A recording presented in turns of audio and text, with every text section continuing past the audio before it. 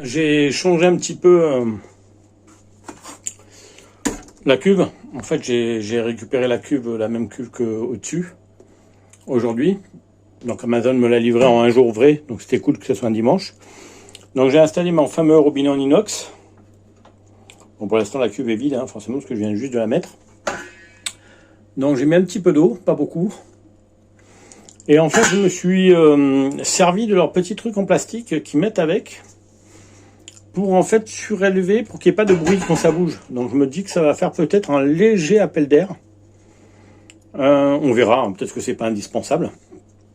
Donc je verrai bien comment ça fonctionne. Bon, par contre là c'est uniforme. Et puis voilà, donc un robinet plutôt simple à utiliser, totalement en inox, cette fois-ci et pas en plastique. Donc toujours pareil, j'ai utilisé cette petite mèche qui est là pour faire le trou, avec une petite mèche avant ferraille. Donc ça a été relativement rapide, ça a pris environ 2 minutes.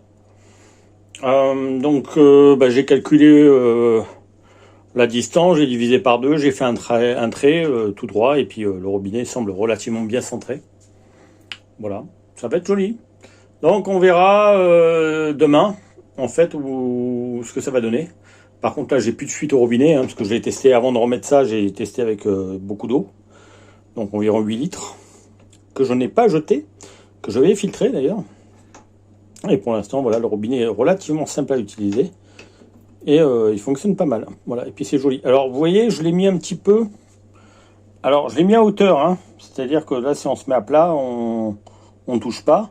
Après, moi, c'est vrai que je le mets au-dessus, à ce niveau-là, ce qui fait que je peux mettre des bouteilles en dessous. J'ai aucun problème. Je n'ai pas besoin d'acheter le surélévateur, là, l'espèce de truc à 50 balles de chez Berkefield, qui est un petit morceau d'inox tout pourri là, qui permet de soulever la cuve. Maintenant, en fait, vous mettez la cuve proche du rebord, et là, vous mettez n'importe quelle bouteille. Faut pas non plus donner d'argent à tous ces gens-là qui nous vendent des merdes, parce que là, c'est vraiment de la merde. Voilà, vous mettez un petit billot de bois en dessous, en décalé, plus petit, et puis ça marche aussi, et ça vous coûte 0.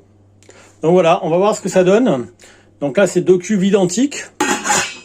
Lien dans la description de la vidéo où j'ai fait mon filtre à eau, qui est enfin opérationnel.